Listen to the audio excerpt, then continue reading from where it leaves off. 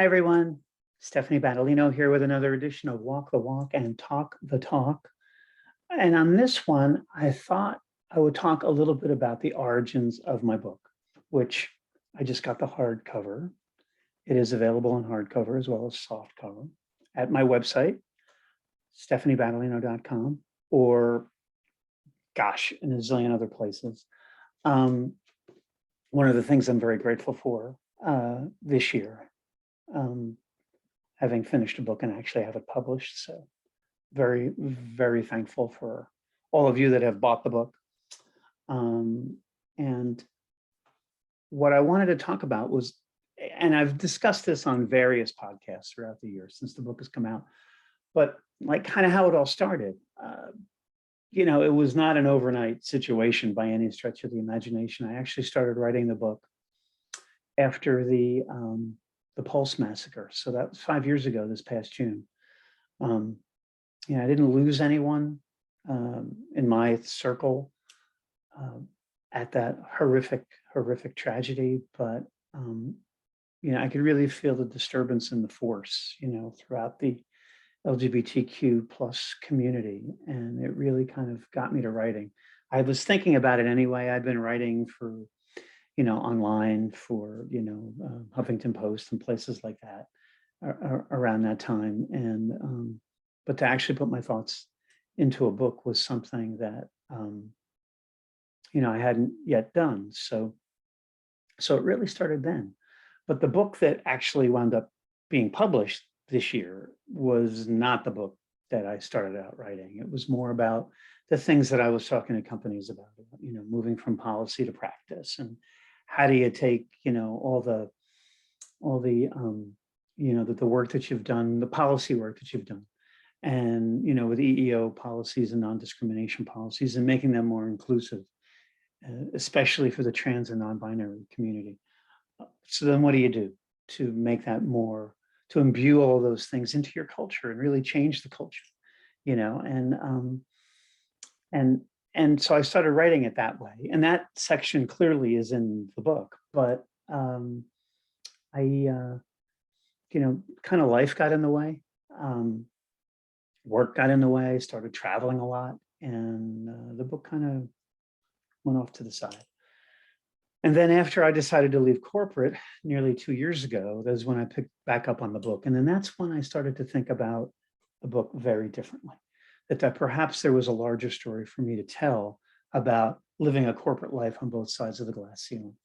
And, and then that brought in all the things that I write about with respect to male privilege, and how I had it and didn't really realize I had it, and then I lost it, and how there's a real lesson there for organizations of all kinds of sizes about, what the power of privilege is, and how we can use it potentially to, and how it's not a zero-sum game, and how you can use privilege to create change. And I can go on and on and on, but I only have so much time here. I did want to mention, and it's something that I've mentioned here and there, but I'm very grateful and very indebted to Brian Bond, who's the executive director of PFLAG National, an organization that I am proud to serve on the board of and have for nearly 8 years now. He wrote the foreword. He agreed to write the foreword. His first reaction to me, comment to me, and this is totally Brian, was, well, you can get somebody else who's better than me to do that. And I'm like, no, I want you to do it. For those of you who don't know, Brian served in the Obama White House. And then we were lucky to, as an organization, PFLAG National was lucky to have Brian, to find Brian in our executive director search of a few years back, a couple of years back. So Brian's foreword is in it. And so what I would say is, if you bought the book, I am so thankful. Thank you so much. I hope it speaks to you or has spoken to you in some way.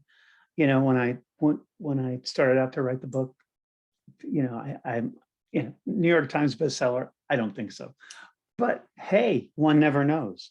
But for me, it was more about, if it can help people, if my story, if what I've learned along the way that I share in the book helps people, so much the better.